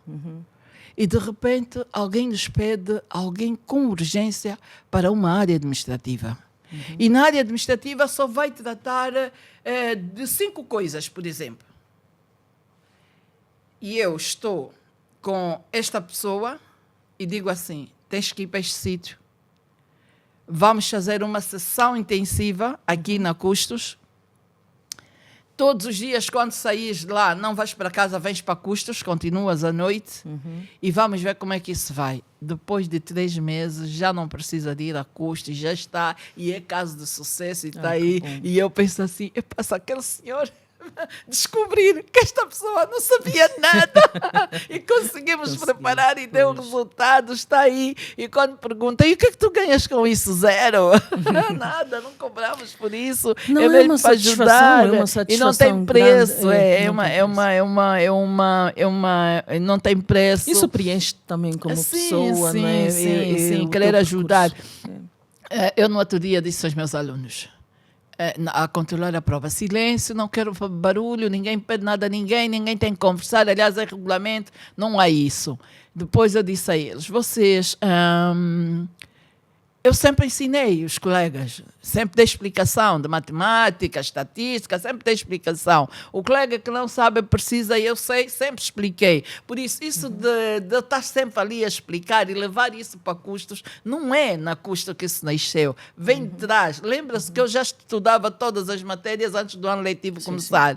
Quando o ano letivo começa, há alunos que ainda estão ali com muita dificuldade. Mas eu, como já estudei antecipadamente, já domino, já estou aí a explicar. Isso é qualquer coisa que para mim já é nato. Estar a explicar, estar a ensinar, é mesmo nato. E levamos isso sempre. Temos que ensinar, temos que explicar, temos que estar ali a orientar as pessoas. E então disse a eles, eu sempre ensinei os colegas, mas fora da prova. No dia da prova, eu não existo para os colegas. Todos, a professora é má. Não é má. Eu estou disponível todo o ano letivo antes do dia da prova. No dia da prova não pode. Como é que eu sou má se eu antes da prova até dou explicação? Dou explicação de um lado e do outro, dou explicação. Eu lembro-me uma vez quando entrei para o e-mail, era para estudar à noite. Do e-mail 1º de maio até a samba. Meu Deus, é uma menina. Como é que vai ser? Eu cheia de medo, muito preocupada. Fui pedir lá a coordenação do curso para ver se me trocasse. Encontrei uma senhora. Menina, que é? Não há vaga. Se não quer estudar à noite, não há vaga. E depois é assim, tem namorado? E eu, não tenho namorado. Olha, arranja um namorado que tem carro. A senhora da coordenação do curso mandou-me arranjar namorado que tem carro para eu estudar, para passar a dar-me boleia do e-mail para casa e não sei quanto. Como é que eu estou a ouvir isso de uma senhora? Saí de lá escandalizada, né? Claro. Porque essa senhora tem mais joelha, está-me a mandar arranjar namorado. Meu pai nunca ia aceitar e sempre a pensar no meu pai. Sempre. E como é que foi? Não desisti, continuei. Mas como eu era boa aluna matemática e a estatística, dava explicação aos colegas e alguns colegas com carro davam boleia para casa, para samba. Pronto, resolvi o problema. Não foi necessário arranjar namorado com carro, que é para ter boleia. Fui dando explicação aos colegas e os colegas aprendiam tranquilamente. Mas esse colega que me dá boleia e que depois tem dificuldade na hora da prova e pica-me atrás que é para eu explicar, eu não ensino. É engraçado. Eu ontem partilhei um dos vídeos da líder e alguém escreveu: está a ver pessoa que estudou e não cabulou? Pois tu és mais uma dessas que estudaste e não cabulaste. Não cabulei, não. Isso é para ensinar, sempre para partilhar. Então isso não tem preço e transporto isso. Olha só a minha preocupação. A custo surgiu, né? Estávamos em 2015, começámos a ter clientes feitos por outros colegas e esses balancetes são saldos iniciais para nós darmos continuidade. E ao analisar os saldos iniciais, começo a ficar preocupada. Mas o colega não calculou bem esse imposto. O colega não tem a 34 feita. Mas onde é que o colega tratou esta informação? Haviam, assim, erros assim. Mas isso é muito básico. Muita gente ainda não sabe isso, não sabe aquilo. E eu a conversar com o Silvestre vai acompanhando. Acha até que o Silvestre é o meio contabilista e não sabe. Que eu partilho muita coisa com ele. E então vou lhe dizendo, olha, acho que devia existir um espaço em que se abordasse essas matérias e quem está a ouvir, o colega que tiver a ouvir, já vai aprender como é que é correto e já começa a fazer mesmo corretamente, tranquilamente. Epa, e como é que se diz? Epa, se calhar um espaço de rádio. Olha, foi assim que eu começo a partilhar isso com o Silvestre. E ele, como é cineasta, montou uma sinopse do programa Contas da Hora, que na altura era nem tudo imposto. A sinopse foi feita por ele, eu expliquei o que é que eu queria, ele fez várias perguntas e ele montou uma sinopse. Depois, e qual vai ser o título? Olha, nem tudo é imposto. Porque a contabilidade é uma coisa, a fiscalidade é outra. Então o título seria Nem Tudo é Imposto. E eu dizia, e quem é que vais ter no programa? Queres ter pessoas? Quero. Quem é que queres ter? Técnico tributário, técnico da OCPCA, da Ordem dos Contabilistas, sim. Quando forem matérias fiscais, tem lá a AGT. Quando forem matérias de contabilidade, tem lá a OCPCA, toda a gente a esclarecer. Foi assim que surgiu o Contas na Hora, com a preocupação de ajudar o membro para fazer um trabalho de qualidade.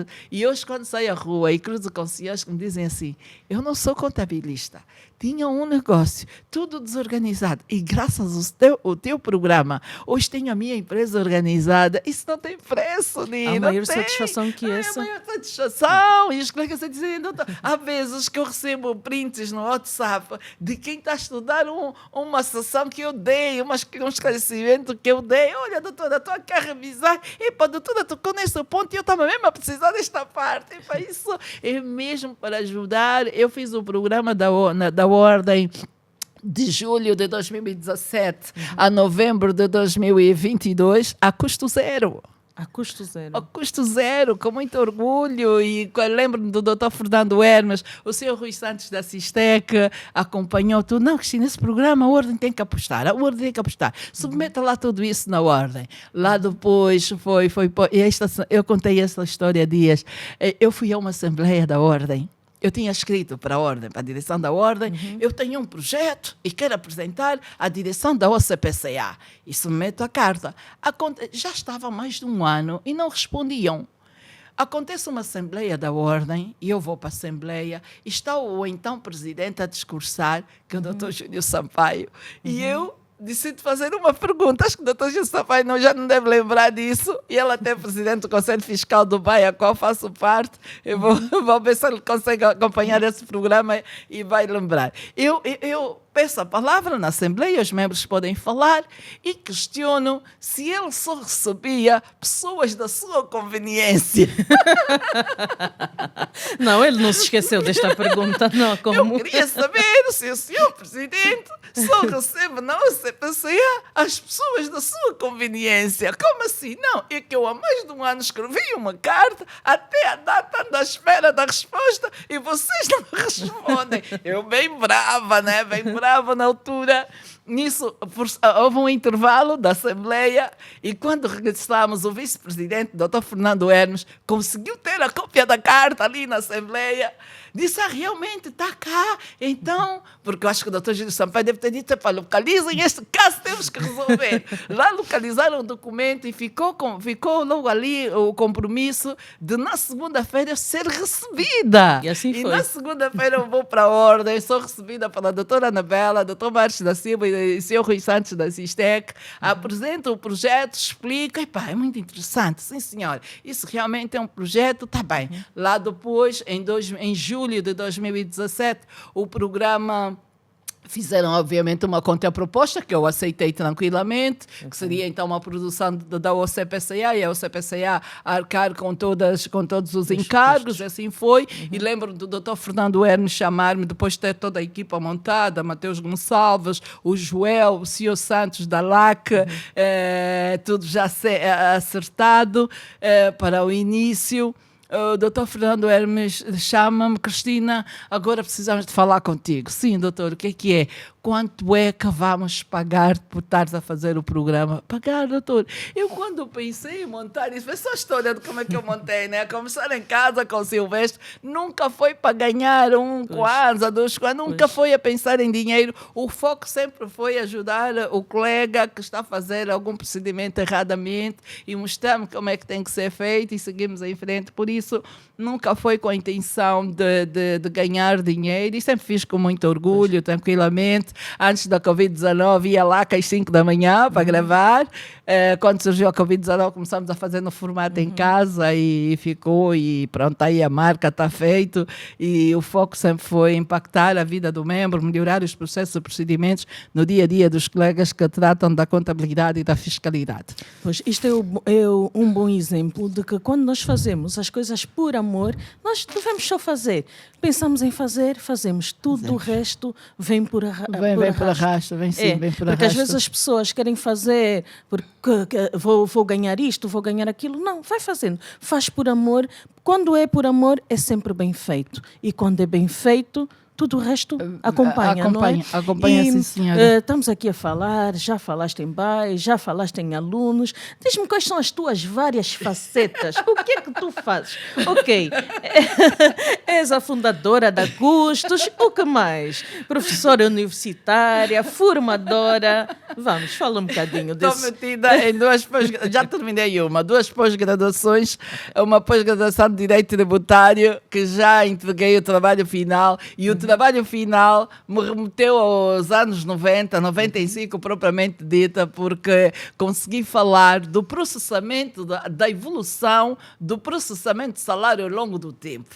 E fui buscar o processamento dos anos 90, quando o meu salário ainda era em kwanzas reajustado. Foi neste trabalho para ficar registado, ter algum documento, lá está. Estou a fazer uma pós-graduação pelo BAI, porque os membros do Conselho Fiscal do BAI têm que fazer várias formações. Do Conselho Fiscal, sou vogal suplente no Conselho Fiscal do BAI e tenho acesso a esta formação. É um programa de gestão para os órgãos de fiscalização. É uma pós-graduação com duração de 10 meses, está quase a terminar, começou o ano passado, vai terminar agora em julho. Sou contabilista e fiscalista na Custos, sou efetiva na Custos, não faço trabalho extra Custos, tudo é para Custos, porque eu tenho contrato de efetividade na Custos, e por ser efetiva não posso estar a fazer trabalhos extras. Faço trabalhos extras enquanto professora, enquanto formadora, mas enquanto contabilista assinar contas não. Eu sou mal falada em alguns ciclos porque não assino contas que não tenham passado por mim, só assino aquilo que eu faço, aquilo que eu acompanho, e se não tiver a acompanhar não passa por mim. E o que é que também vou fazendo? Nós, a Custos, agora tenho uma filha, a filha é a Gikushi. Gikushi disseram-me que é custos em Kikongo, também é custo em Kikongo. E por que eu quero olhar para Gikushi ser custo em Kikongo? Os donos da língua que estiverem a acompanhar, se não for isso, façam comentários que depois vou lá buscar. Eu também depois não me importo de corrigir se estiver errado, mas eu pedi apoio ao Dr. Capela Tepa, que é o primeiro angolano PhD em contabilidade, o Dr. Capela Tepa, e ele falou-me em Gikushi, gostei do nome, Gikushi. Mas o que é que eu pensei em Kikongo? Por que não é Kimbundo? Para honrar o meu avô José. O meu avô José era Bakongo, pai do meu pai, porque eu hoje tenho uma deficiência muito discreta, devo a isso assim ao meu avô José. Foi ele que esteve ali o tempo todo a seguir. Eu hoje não digo que eu tenho limitação física, as pessoas nem se apercebem, é tudo muito discreto, mas eu sou vítima de paralisia. A maior parte das pessoas que eu conheço vítima de paralisia dos anos 70 têm deficiência muito visível, muito notável assim em primeira linha, mas a minha é discreta, e tudo isso devo ao senhor meu avô José. E por isso criamos a Gikushi. A Gikushi é o Centro de Formação Profissional da Custos. Mas nós não vamos estar a dar formação a quem precisa de aprender fiscalidade, a quem precisa de aprender contabilidade. Não, este não é o nosso foco. O nosso foco são os departamentos de contabilidade, os técnicos que já trabalham na área e precisam de formação contínua, precisam de melhorar uma outra coisa. Lá nós surgimos e estamos aí a formar estas equipas, e neste pacote eu também apareço como formadora. O que é que eu faço mais? Faço parte do Conselho Económico e Social do Sr. Presidente, que temos várias reuniões, várias sessões, temos plenárias, são 4 ao ano, mas até a plenária há várias reuniões que vão acontecendo dos grupos de trabalho. Sou Presidente do Conselho Fiscal da APA. a Associação Agropecuária de Angola, estou lá como presidente do Conselho Fiscal, mas é tranquilo, para não dar trabalho, é tranquilo. Nós, quando surgiu o IVA, o Dr. Hermes, nós fomos nomeados no final do mandato, no final de 2017. No final de 2017, criou-se um grupo de trabalho para contribuições do Código do IVA. Fiz parte deste grupo. E quando surge o IVA, antes mesmo do IVA surgir, começámos a formar todos os contabilistas de Cabinda, Cunene e de Mara Leste. Formou-se mais do que 3.000 contabilistas. Só com o código ainda em proposta, ainda nem existia o código, já haviam materiais preparados, estudados por um grupo de formadores, 5 módulos, em que 3 eram dados pela Administração Geral Tributária numa primeira fase e os 2 eram dados pelos membros do CPCA e eu aí aparecia também como formadora. Depois de um tempo, os membros do CPCA já tínhamos estado a dar os 5 módulos aos membros todos. Quando o código entra em vigor e o IVA entra em vigor, quando é publicado o código e o IVA entra em vigor em 1 de outubro de 2019, o Dr. Hermes lança o desafio de criar o GetaIVA. GetaIVA tinha que ser o grupo para acompanhar o dia a dia dos contabilistas no tratamento do IVA, porque o IVA foi muito polêmico, que não há contabilistas preparados, Angola não está preparada. Eu levei uma analogia. E vamos pensar que o IVA é uma casa. Uma casa que tem 4 paredes, tem tetos, tem janela, mas ainda não está aquela casa dos sonhos. Nós temos que estar já lá. Vamos já entrar e vamos acertar à medida que já estamos lá. Porque se for aguardar que esteja a casa dos sonhos, nunca vai ser a casa dos sonhos. Vai sempre faltar alguma coisa. Então vamos entrar. Depois vamos acertando as pontas. E foi o que aconteceu. E o Dr. Fernando Hermes lançou-me o desafio de ser a coordenadora, criou uma coordenação do GetaIVA, havia um coordenador e 2 subcoordenadores, e eu era a coordenadora para a área prática. A área prática, o que é? O colega que está no Conde com o banco, que está a tratar do IVA e de repente tem um erro no sistema, porque o IVA é todo eletrónico, tem que reportar neste grupo, e deste grupo nós mandamos para a Administração Geral Tributária e a Administração Geral Tributária tratar de resolver. Então foi assim que isto começou, desde a altura em que se criou o GetaIVA até hoje. Nós continuamos a tratar, ajudar os colegas, os membros, dia a dia, os desafios todos, o dia a dia do processo, dos processos e procedimentos do tratamento deste imposto, que já é uma arrecadação de grande expressão no cofre do Estado. Por isso, cada vez que eu digo assim, cada vez que vocês olharem para as notícias e estiverem a apresentar o que foi arrecadado dos impostos todos, com maior realce em IVA, pensem no trabalho de todos os profissionais do Cabinda, Cunene e do Mara Leste. Somos nós a tratarmos disso. E essas preocupações continuam a chegar até hoje. Por isso, entre as 5 e as 7, estou eu também preocupada a ver que colega que mandou alguma preocupação, o que é que está, a GT já resolveu, não resolveu, quem é que está a retratar, os técnicos. Olha, também vou fazer deste filtro, este trabalho voluntário, é mesmo só para garantir que o meu colega também sabe fazer aquilo que eu sei fazer e temos que fazer todos em conformidade. Não vale nada eu estar a fazer bem. Eu, no outro dia, andei a usar muito essa expressão. Nós estamos a encontrar nas equipas pessoas que sabem que o chão está molhado, não dizem nada. Depois do colega escorregar é que dizem: o chão está molhado. Não, isto é do pior que há. Não se tem isso nas equipas. Não, nem pensar. Isso é daquelas coisas que eu não posso admitir. Na equipa, custos, não. Até pode, de repente, cair lá alguém com esta linha. Mas vai ser logo descoberta. Vai ser logo, e se assim for, nesses 14 anos de custos, nunca despedi ninguém por injustiça, porque não. Consegui despedir 2 pessoas, mas elas próprias reconhecem que foi por justiça, justa causa, não tinham como continuar, porque cometeram mesmo aquelas coisas assim que não tive hipótese. Eu até sou das pessoas que estou sempre preocupada em dar emprego, como é que agora vou estar a desempregar as pessoas? Mas é só por causa da... Há umas pessoas... Este é um exemplo prático. Sim. Eu não posso aceitar que alguém que quando chegou a custo não sabia nem ligar um computador, teve que ter sessões formativas de como ligar um computador, e hoje que sabe tratar dos processos de procedimento, arma sem estrela. Não. Na custo não há estrela. Não há estrela, não há quem é mais importante que o outro, somos todos iguais. A minha sala na custo não fecha, falo com todo mundo, recebo toda a gente, não há chatice nenhuma. Ok. Cristina, tu de facto és uma referência para muita gente, pessoas que tu conheces, que conseguem chegar até ti e outras pessoas que não. Tens noção disso?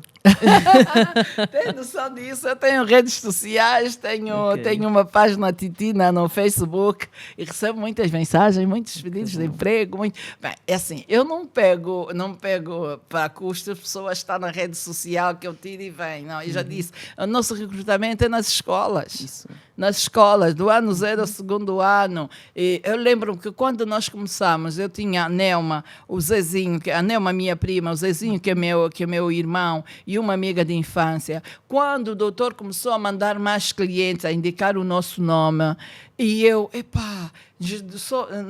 4 pessoas já não chega, precisamos de mais, e vamos então ver onde é que nós fazemos o escritório. Olha, o primeiro escritório da Custos foi no prédio da tia Gina, um beijinho. Lembro-me. Ela tinha aquelas casinhas nos andares, os quartinhos dos andares que era dela. Ela nos alugou aquele espaço, era lá o nosso escritório. E que era tão pequeno, o que é que nós fizemos? Montamos um balcão, tipo bar, um balcão assim que é para pousar o computador, e fizemos mesmo aqueles bancos, mandamos fazer no marceneiro bancos de bar que estavam ali, e as técnicas usavam aquilo que é para começar a tratar. E sendo um escritório assim tão pequenino, como é que nós, as reuniões com os clientes, como é que seria? Era reunir no hall da entrada dos hotéis, marcar e depois a entrada dos hotéis para reunir com as pessoas. E então eu não pego, e quando isso aconteceu, quando começamos a ter muitos clientes, só foi dizer, Nelma, vamos precisar de mais pessoas. A Nelma estudava. A Nelma já estava a estudar, então, olha, Nelma, vamos ver mais quem pode vir. E foi assim que foram surgindo mais pessoas, indica mais este, mais aquele, passar a palavra. Olha, a minha amiga está a estudar tanto segundo ano, tanto terceiro ano, ainda agora nós temos mais 3 pessoas, sim, conseguimos fazer um trabalho de recuperação muito grande. Havia necessidade de recrutarmos 15 pessoas e pedimos às equipas, os funcionários, para trazerem quem eles conhecem, que estão a estudar contabilidade, estão ligados às contabilidades, que é para estarem neste grupo, para fazerem aquele trabalho pontual, e assim foi. Mas a partir eu falo com todos, respondo toda a gente, e pronto. E referências tuas, neste teu percurso, para que mulheres é que tu olhaste que de facto eram referências? Podem ser pessoas que tu conheces pessoalmente ou não, figuras da televisão. Tens alguma referência? Nunca tive assim, nunca tive ligado. Eu sou muito de... No outro dia ouvi alguém a dizer, já foi mais ou menos aí há uns 3 anos, alguém dizia, uns 2, alguém dizia, mas tu quando fazes aquele teu espaço de rádio, tu és mesmo assim, conforme tu falas com as pessoas, normalmente as pessoas levam sempre um estereotipo, olha, eu admiro a Nilza, então quando eu começar a fazer o espaço, vou seguir os tiques da Nilza. Eu não gosto muito de ficar influenciada. Convidaste-me para eu viver o programa, já partilhaste comigo vários links de várias edições. Eu vou dizer uma coisa, eu não não vi nenhum programa. Por que eu não vi? Para não ficar influenciada. Eu tenho sabias que vinhas, então deixa fluir. Eu agora vou poder assistir porque já passei por aqui. Antes disso não o fiz porque não quero ser influenciada. E eu tenho muito este cuidado. Não gosto de estar influenciada. Eu quero estar, eu quero ver, eu quero seguir. Queres ser. Eu quero estar ali, seguir e ver. Eu tenho que analisar, que é para não ficar... No fim do dia é também para garantir que eu não vá tomar uma decisão porque ouvi da Nilza. Não, o que é? Tenho que ver. mas eu tenho que ver, perceber e fazer a minha leitura, para não estar já a partir já levou aquilo, já ficou influenciada. Eu não tenho isso. Há muita gente que eu admiro, muitas senhoras que estão por aí a fazerem coisas lindíssimas, vou seguindo, vou lendo alguma coisa, mas não tenho assim, olha, a minha referência é A e B e C. Não, se tiver que passar assim, na maior referência de sempre que eu tive, penso na minha mãe. A minha mãe teve muito trabalho comigo, a minha mãe, o meu pai. Para eu hoje ter essa deficiência discreta, foram noites e noites. Eu a vi para aqui e fiquei a pensar, pô, eu acho que eu tinha mais ou menos 4 anos, quando a minha mãe estava a levar para Malange do meu avô, e nós fomos parados no Bungo, porque tínhamos que ir de comboio, havia um problema qualquer, um carro da polícia com letras azuis e uma sirene a girar às 4 da manhã, nos mandaram parar, eu no colo da minha mãe, os tios estavam a complicar um monte, acho que havia uma rusga qualquer e não se podia subir no comboio. Eu lembro dessa história, sim, e se a minha mãe tivesse em vida, ela ia me recordar melhor o que era. Era o sacrifício que a minha mãe fazia, viajar o tempo todo, que é para estar ali a seguir as sessões com o senhor meu avô. O rigor no outro dia alguém já me fez essa pergunta, a tua referência, assim, tu és muito dura, dizem que tu és muito dura, tu és muito ali, muito, onde é que tu vais buscar isso, quem é que tu seguiste? É o meu pai, porque eu vivi numa casa em que tu tinha regras. Nós tínhamos de estar na linha. Nós não podíamos ficar no portão. Nós não podíamos ficar nas escadas. E o nosso portão até tinha assim umas grades. Os vizinhos, quando passassem lá, os meninos gritavam, olha as galinhas da capoeira. Olha, na época da Sinha Moça. Olha os escravos do senhor Barão da Araruna. Até o meu pai era já do senhor Barão da Araruna. Era muito rigor, muita disciplina. Graças a Deus, nós seguimos isso, nos apegamos a isso. E eu até hoje, em todo o passo, o papá dizia isso, o papá dizia aquilo, seguimos a risca. Por isso, a referência que eu tenho do rigor, da disciplina, fazer tudo em conformidade, é o meu pai. Eu aprendi isso em casa, eu tive isso em casa. E há coisas que eu vou dizendo às minhas amigas que têm filhos, há coisas que nós temos que começar a falar sempre com os nossos filhos. Eles até podem achar, a mamãe está-se chata, a mamãe também está sempre a tocar neste assunto. Mas quando nós não estivermos, eles vão seguir. Foi o que aconteceu comigo e com os meus irmãos. Nós, quando o meu pai nos chamasse a atenção, nós ficava, depois era assim, o meu pai ralhar por causa de uma situação. E está próximo à hora do almoço, nós à mesa para almoçar, e o meu pai almoçava todos os dias em casa, todos os dias. Eu não sei ver o meu pai a não fazer refeições na minha casa. O almoço, o jantar, estava ali a risca e nós ali a seguir direitinho. E ninguém ia para a mesa de cara trancada, de cara triste. O quê? Estás à mesa, ai de ti. Então, nós tínhamos mesmo muito boa vida naquela casa, essa boa imagem, essa grande referência que eu tenho e levo para todo sempre. Quem me conhece sabe que eu sou uma pessoa muito alegre, estou sempre muito animada e não só desistir, se não deu para a direita vai dar para a esquerda, há sempre uma solução, há sempre um meio termo. E o meu dia a dia profissional não é fácil, porque também tenho sempre desafios para ontem, tenho sempre coisas assim, mas só tinham mesmo que me aparecer desta maneira, o que é que vai ser, o que é que vai ser? É movimentar toda a gente e seguimos em frente. Então, olha, é isso que é o meu dia a dia, a minha maior referência com disciplina, com rigor, com saber fazer. Eu até na altura dizia assim, eu acho que um dia eu vou querer ter, o meu sonho é ter um marido como meu pai. Então, o que é que era o meu pai? O meu pai fazia tudo. O meu pai pintou a nossa casa ficou bonita. O meu pai cuidava das nossas alcatifas, na nossa alcatifa, a catifa estava sempre limpa e ninguém podia pôr os sapatos na alcatifa. E o meu pai estava sempre ali, o carro dele brilhava. Eu lembro que uma vez ele estacionou frente da casa, uma senhora parou lá para endireitar o penteado dela no espelho do carro, levou os ralhetes. Então, fiquei com isso. Não só para a frente do carro das pessoas, é endireitar, ainda vem a pessoa a ralhar. Então, essas são coisas que... E realmente tu tens. O Silvestre também é uma pessoa muito metódica. Silvestre. As suas coisinhas ali, muito também muito rigoroso. Muito rigor, muito disciplinado, gosta de tudo na linha. Ai de mim, que deixa um livro fora de lugar. Ele sim, é todo muito disciplinado. O Silvestre é meu amigo, é mesmo meu amigo, e falamos de tudo, de muita coisa.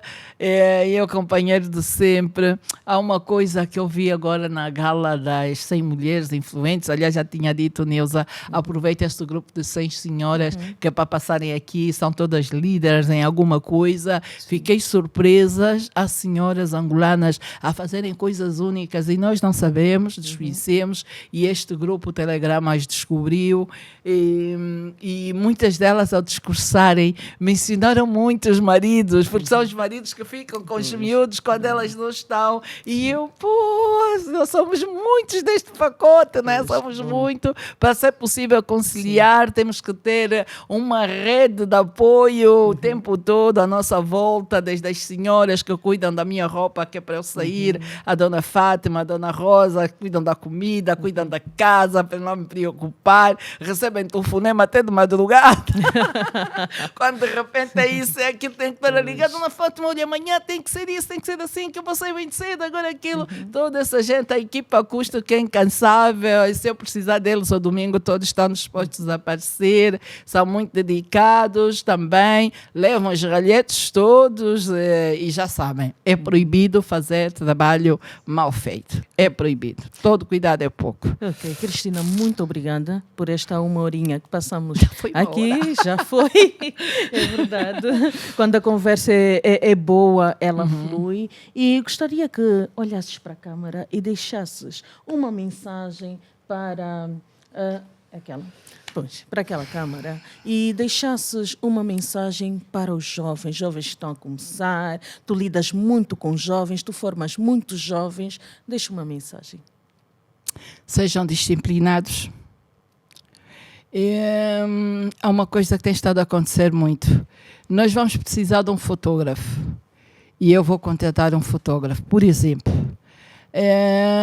tem 2, 3 dias para apresentar o trabalho. O trabalho não está feito. Desaparece. Não dizem absolutamente nada. Nós estamos a ter isso nas pessoas. Eu digo sempre nos nossos colegas da profissão, o nosso cliente não tem que ouvir de nós só quando as coisas estão bem.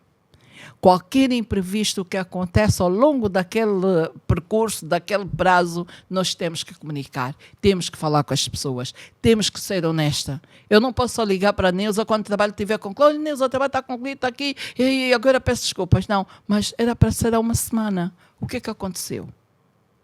Então temos que ser disciplinados, temos que ter foco. Acontece o que acontecer, deem satisfação às pessoas. Deem satisfação às pessoas. As pessoas precisam de nos ouvir. E não estão só à espera de ouvir quando tudo é uma maravilha. Até quando tudo não está bem, temos que dar alguma satisfação às pessoas.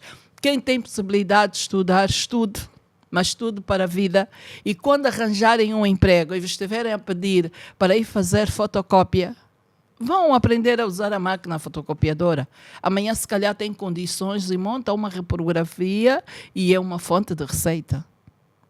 Vai aprender a limpar o chão e o chão tem que brilhar. Se o trabalho for limpar o chão tem que brilhar. Não é possível. Há determinadas instituições que eu não entro. Porque há sempre muita confusão. E uma das confusões que choca-me é olhar a bata da senhora que está a limpar mais suja que o chão que ela tem que limpar. Não pode, é um contraste que não combina.